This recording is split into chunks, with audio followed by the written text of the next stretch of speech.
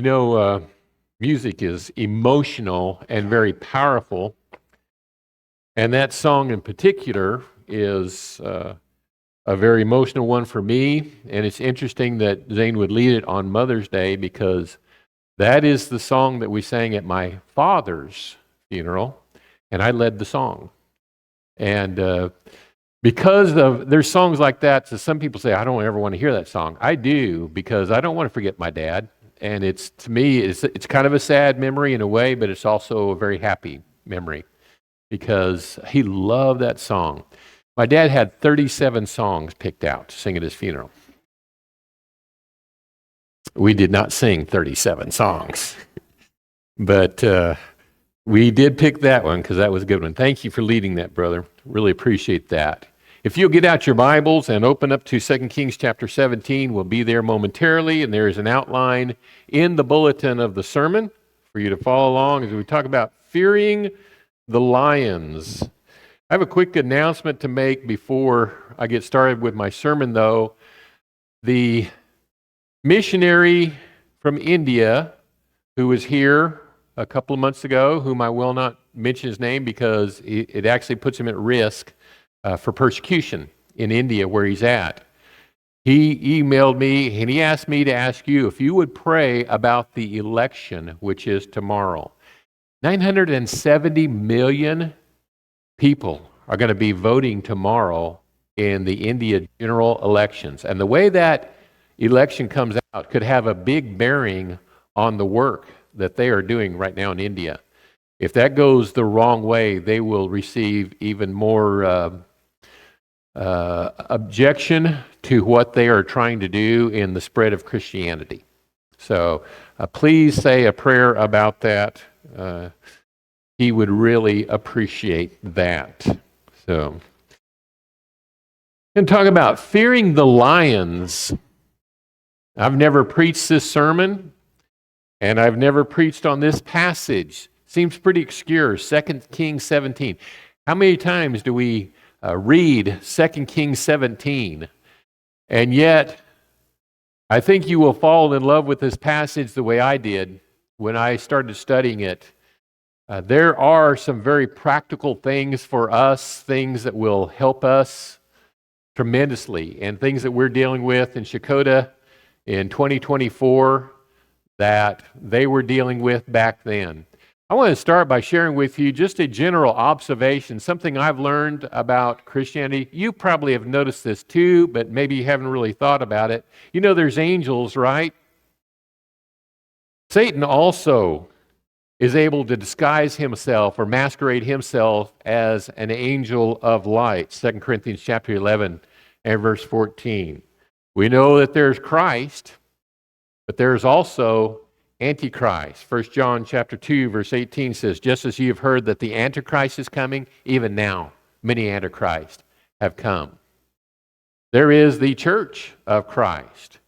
And I tried to be careful how I worded this. Can I call it imitation Christianity? And you'll know what I mean by that. Satan's really done a good job in this area. It's not the church. It looks like the church. There's similarities to the church, but it's not the church. There's the gospel. But then, of course, Satan has another gospel, which Galatians chapter 1, verse 7 says is really not another gospel. There's godly sorrow in 2 Corinthians chapter 7, which we are encouraged to have.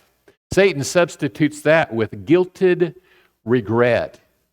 You know, if it's really godly sorrow, 2 Corinthians 7 says it leaves no regret. There's faith, which Satan substitutes with credulity. People will believe anything, and then they call that faith. But that's not what faith is. There's the joy of the Holy Spirit, which is mentioned in 1 Thessalonians chapter 1 and verse 16. Well, as a substitute, Satan offers the fleeting pleasures of this world, the pleasures of sin, described in Hebrews chapter 11. There's fear of the Lord, and Satan substitutes that with fear of consequences, which is exactly what our passage is about tonight. That in this last point, there is salvation, But Satan also has a substitute for that. False doctrine, which gives people a false security. People believing that they are saved because they've been told something that is not in the Bible, that is inconsistent with what the Bible teaches about how to receive salvation. And there are people walking around today with a false security, honestly believing that they have salvation, and they don't. Have you noticed these things in your study of the Bible? If not, be aware of them as you go through the Bible, that for everything that God offers us, Satan comes along with his substitute, something that is close to it. I want to talk about the history a little bit of the Israelite people. I don't want to make this a history class, but it's helpful if you have a little bit of background. In 1 Kings chapter 12, we won't be looking at that, but the 10 northern tribes rebelled against Rehoboam. Rehoboam was the son of Solomon. And Rehoboam was given some good advice by the elders of, here's what you need to do if you want to keep the kingdom together. Well, he rejected that advice. He listened to the advice of the young men. He split the kingdom. The 10 northern tribes, and then the one southern tribe. You think, well, that doesn't add up. There's 12 tribes. Well, the tribe that is missing is Levi. The tribe of Levi did not have their own land. That's where the Levitical priesthood came from, and they were responsible for the temple, and they stayed with Judah in the south. But the 10 northern tribes split off. Jeroboam became the first king. He was a politician. He was more concerned about keeping his throne than he was about pleasing God. And he was afraid that the Israelites would continue to go to Jerusalem to worship, which is what they were supposed to do. So he set up 2 altars, one in Bethel and one in Dan, and built there, of all things, a golden calf. One in Bethel and one in Daniel. And he says, you don't need to go all the way down there to Jerusalem. You can worship right here. And so he set that up. They built high places. And then the next king kept the high places in place, and the next king, and the next king after that, and so on.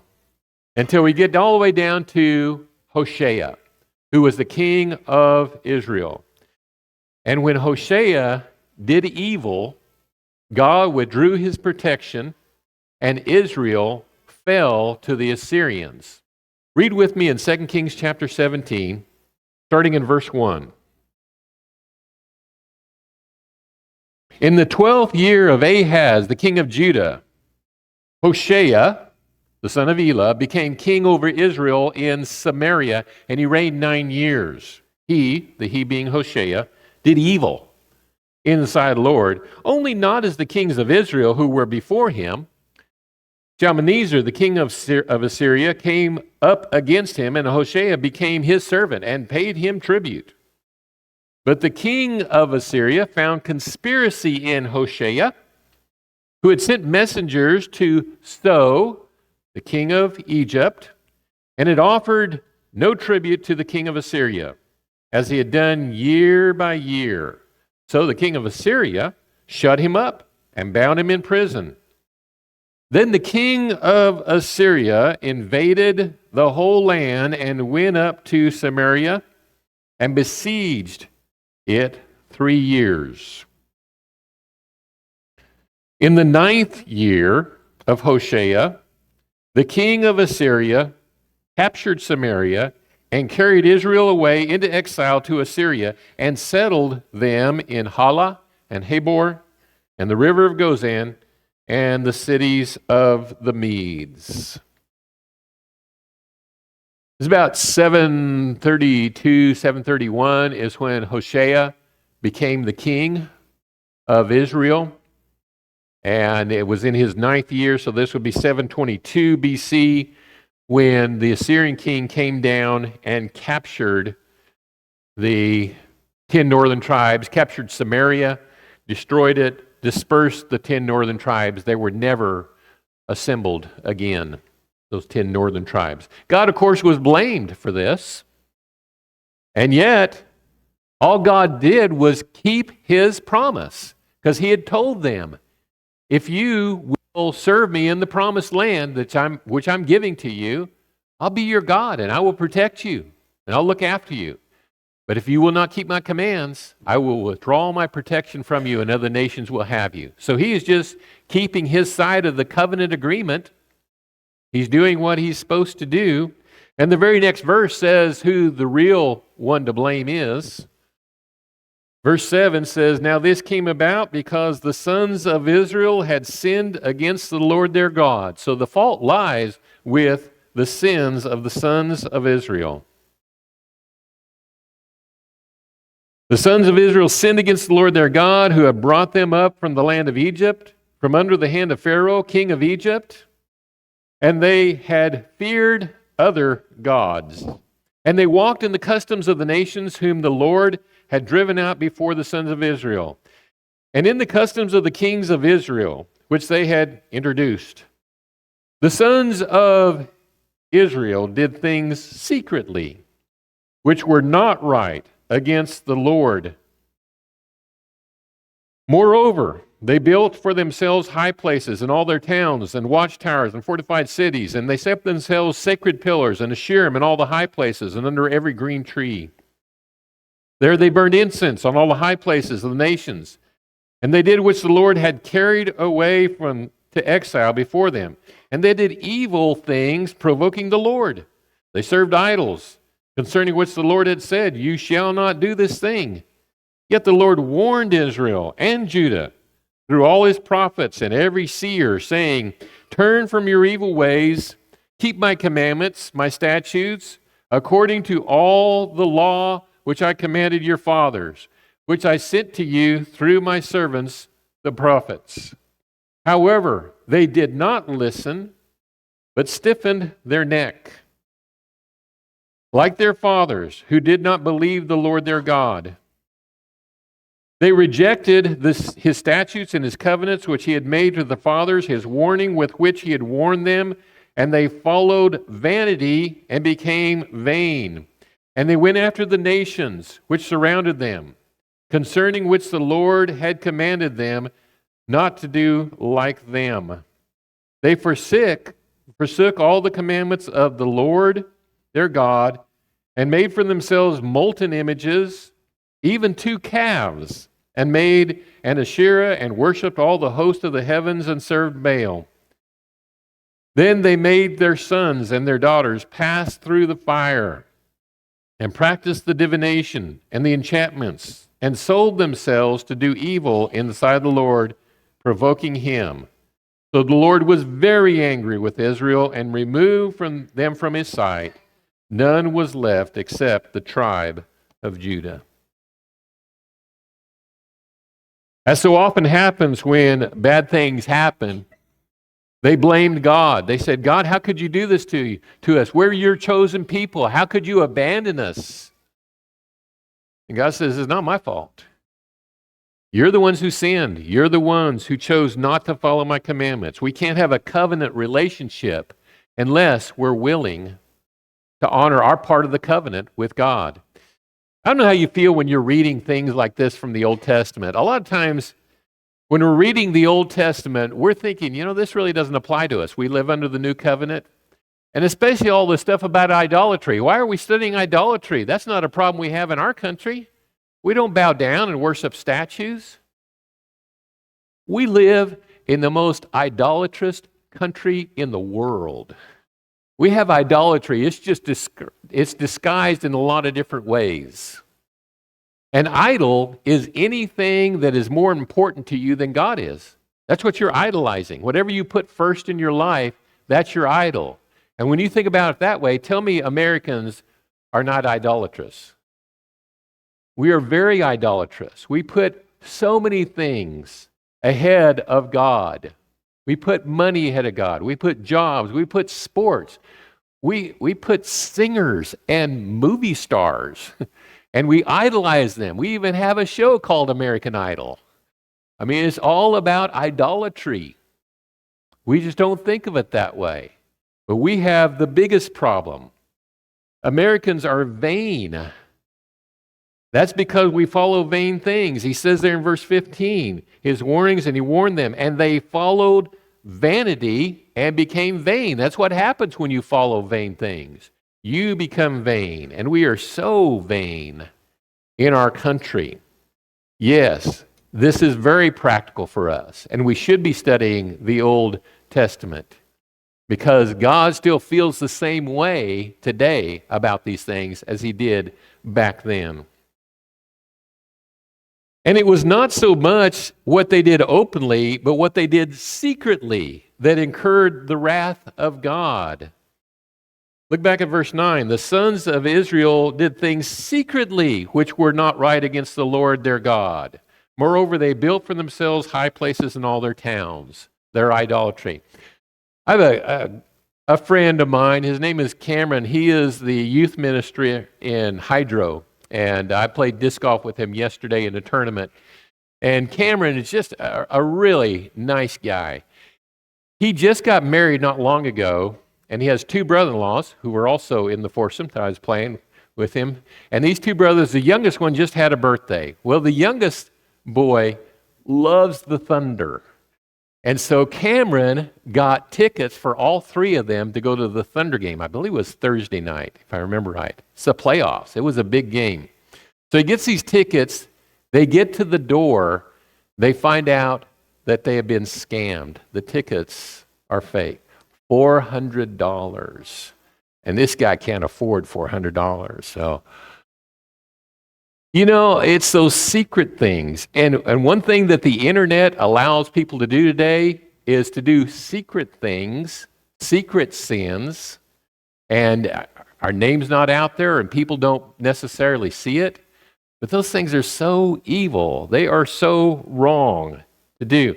We've been studying in our ladies' class in Proverbs, and you don't have to turn there if you don't want, but I'm going to share with you a couple of Proverbs.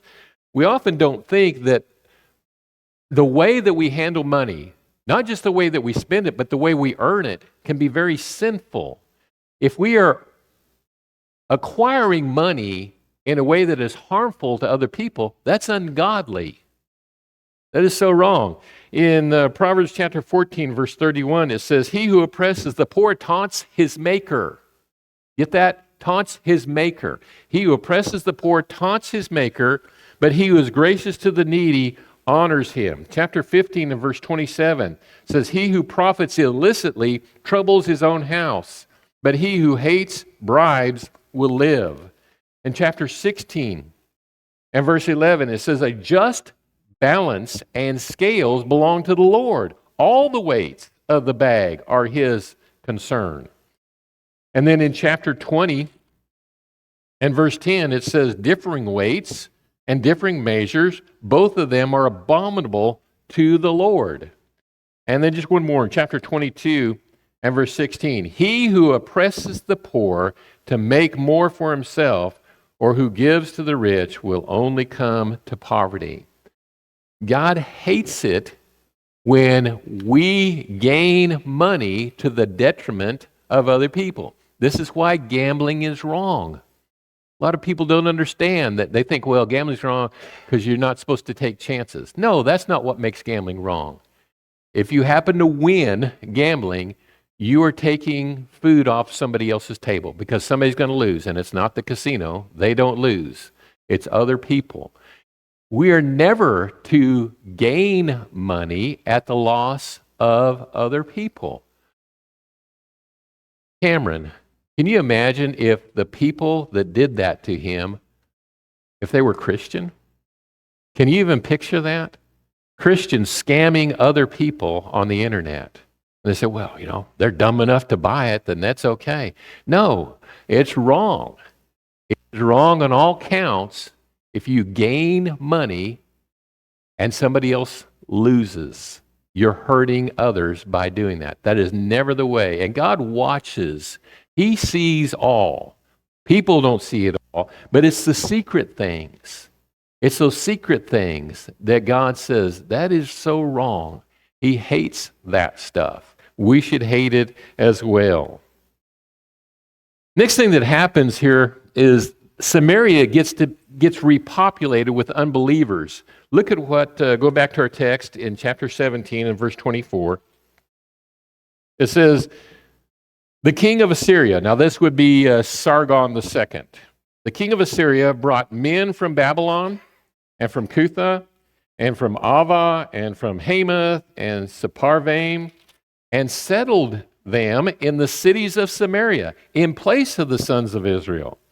So they possessed Samaria and lived in its cities. At the beginning of their living there, they did not fear the Lord. Therefore, the Lord sent lions among them, which killed some of them. Here we get into the lions. When we're studying in the New Testament and the Jews and the Samaritans, why they're not getting along, this explains why. The people who are living in Samaria had been repopulated by people who weren't even Jews. They're living in the promised land, and they are not God's chosen people. And they intermarried with the very few Israelites who did remain there, and that's why the Samaritans and the Jews were at odds with each other. It wasn't God's will. This isn't what God intended for his promised land to be like. Another point, these outsiders, they wanted to learn about God, but not because they feared God, they feared the lions. Did you catch that? It's the lions.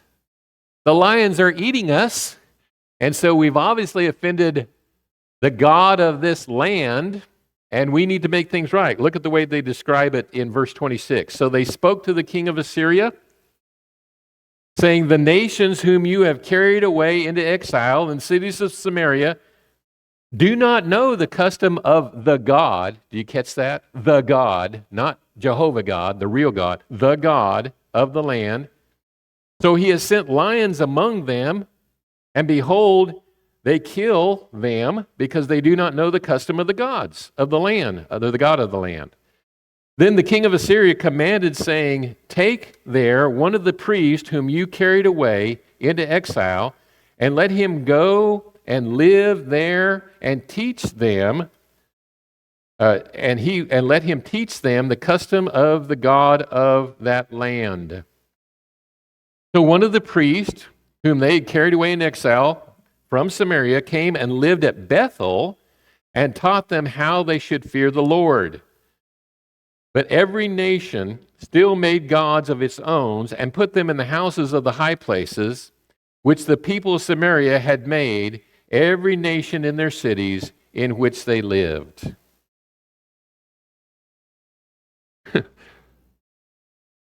These people are living there, and again, they're not really wanting to know who God is. They want the lions to stop eating them. That's the motive. It's fear.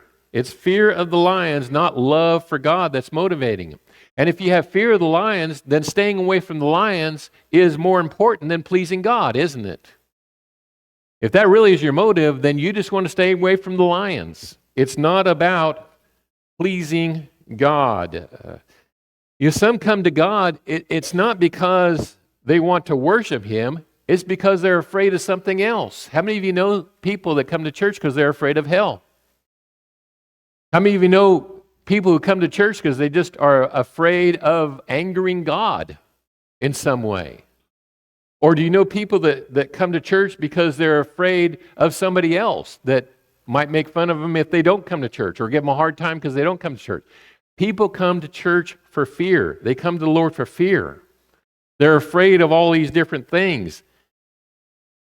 And that's not why we should come to Christ. That's not why we should come to God. If you are here today only because you fear the lions, your conversion is false and your religion is pointless. Maybe that sounds harsh to you, but think of it this way. When we have fears other than our fear for God, which we're commanded to do that, but when we fear other things, some people fear disease and sickness. We went through that with COVID. And there's people that stopped coming to church and they haven't been back in 4 years because of fear. Fear keeps them away. It's more important than worshiping the Lord. Fearing storms sometimes, or fearing persecution stifles our desire to assemble or even to be openly Christian. Sometimes we're hesitant to let people know that we're Christian because we're fearful of persecution or what people might say or losing friends. Think about this. The first century Christians took a huge risk every time they assembled. And yet, they assembled. They took a huge risk every time they shared their faith. Can you imagine being a Christian in the first century and you're going out and says, hey, I'm a Christian. I would like to invite you to come to church with me. That could land you in jail or worse. I mean, it was a huge risk. And I understand these things. I understand, I don't like disease and sickness, and I don't like tornadoes and things like that. I totally get it. I don't like getting eaten by lions, now that I think about it. That doesn't sound real pleasant either. But fear, we got to make sure fear doesn't just petrify us. And when we're so caught up in these other things, we forget about putting our faith in God. It actually turns us away from God. It's a false conversion. Jesus said, unless you are converted and become like little children, you will not enter the kingdom of heaven. I think fear is probably one of Satan's best tools. He really uses that well. If he can get us to be fearful, he can get us to do bad things. If you fear the lions, if you fear your false god, then you don't really fear the Lord. I probably need to explain this one. It's not that you can't fear two things. That's not the issue. You can fear two things. You know people that fear two things. I know people 3, 4. You can fear 100 things. But you cannot fear God and something else. And here's why. If you fear God, you will revere him enough that when he says, don't fear anything else, trust me, you will do that. If you truly fear God. But if you don't fear God, you fear other things. If you fear other things, you don't fear God. Those two don't go together. Do you understand that?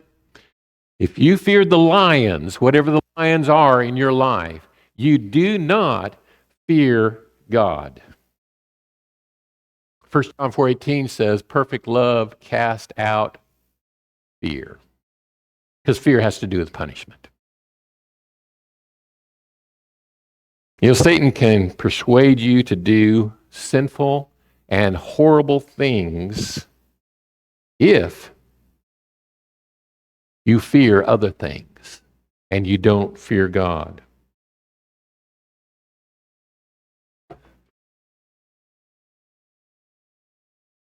The priest appointed by Jeroboam were not even from the Levitical priesthood. I'll put this scripture up here on the screen. I alluded to this at the beginning of my sermon. 1 Kings chapter 12, that's where Jeroboam makes the 2 golden calves. He sets them up in Bethel and Dan. But look at verse 30. Now this thing became a sin for the people, and they went to worship before the one as far as Dan. That's as far away as you can get from Jerusalem and still be in the promised land. And he made houses on high places and made priests from among all the people who were not of the sons of Levi. If you were going to be a priest, you had to be of the tribe of Levi. Even more specifically, you had to be a descendant of Aaron, who was in the tribe of Levi. And here he's appointing Israelites, and they're not even from the tribe of Levi. He says, I want you guys to be the priest. Notice he made them. He made the houses. If your religion is made by man and not from God, you have a problem. This is man-made stuff. This is Jeroboam doing this. I'm going to set this up. I'm going to make this. I want this like that. That is man's doing. That is not from God. And it gets worse. It gets worse because next they appointed their own priest who were not even Israelites. Look at verse 31. And the Avites and the Nibhaz and Tartak and the Sepharvites, they burned their children in the fire to Adramelech and Anamelech, the gods of Sepharvaim. And they also feared the Lord and appointed from among themselves priests of the high places, who acted for them in the houses of the high places. So, it just snowballs from here. I don't know. Have you ever talked to people who are religious and maybe they even claim to be Christian, but you hear what they believe and it is so far away from the Bible, so far away from what Christianity ever is. Have you ever wondered, how do you get so far away? This is how it happens. You make a wrong turn here, and then you make another wrong turn, and then another wrong turn, and pretty soon you're in Miami and you're supposed to be in Oklahoma City. That's just how it happens. It's wrong turns. And people do this religiously. Only the descendants of Aaron were supposed to be priests, who had to be from the tribe of Levi, who had to be Israelites, one of the 12 tribes of Israel. And here we have those, and they're not even Israelites now, and they're being appointed to be the priest. And when things get that bad, like I said, Satan can use your fear to do horrible things. They were feeding their children, verse 31, to the fire. They would build these pagan gods, these iron statues, over the top of a pit of fire. And if they thought they'd anger their God, maybe they had a bad crop or something that year. Oh man, we better appease the God. They would take their child and lay it on tops of the arms and let it roll down into the fire. How could people do that? That's just wrong, isn't it? Yeah, about as wrong as abortion is today. Got the same category. When we fear the wrong things, Satan has a heyday. It really is one of his best tools. So what happens? No repentance, no remorse. The end result is going right back to the same old sins. Let's read verse 32 again and then read on. They also feared the Lord, and they appointed from among themselves priests in the high places who acted for them in the houses of the high places. They feared the Lord and served their own gods, according to the custom of the nations from among whom they had been carried away into exile. To this day, they do according to the earlier customs. They do not fear the Lord, nor do they follow their statutes or their ordinances or the law or the commandment which the Lord commanded the sons of Jacob, whom he had named Israel, with whom the Lord made a covenant and commanded them, saying, You shall not fear other gods, or bow down yourselves to them, nor serve them, or sacrifice to them. You might want to get your highlighter out, because I want to show you the digression of their belief system. In verse 32, they feared the Lord. I highlighted that in my Bible. They feared the Lord. In verse 33, they feared the Lord and served their own gods. I have that highlighted. And in verse 34, they did not fear the Lord. You see the digression there? Oh, they feared God. Yeah, because they were afraid of lions. That's why. But then they feared the Lord, but still served their own idols. And then the most honest verse is verse 34. They didn't fear the Lord. They didn't fear the Lord. That's the digression of faith. Slowly, their faith slipped away. Are you getting this? Are you understanding? If you're sitting here tonight, and if you're thinking, this message really does apply to me, I've been fearing the wrong things. Here's my advice to you. We'll close with this. Leave your idols. Be truly converted. And learn to love God. That's basically what the end of the chapter says. Let's read it together, starting in verse 37. The statutes and the ordinances and the law and the commandment which he wrote for you, you shall observe and do forever. And you shall not fear other gods. The covenant that I made with you, you shall not forget, nor shall you fear other gods. Did I mention that already? He says, I'm going to mention that twice. Don't fear other gods. Verse 39, but the Lord your God you shall fear, and he will deliver you from the hand of your enemies. However, they did not listen, but they did according to their earlier custom. So while these nations feared the Lord, they also served their idols. Their children likewise, and their grandchildren, as their fathers did, so they do to this day. What do you idolize tonight? What is the most important thing in the world? And don't tell me it's God if it's not.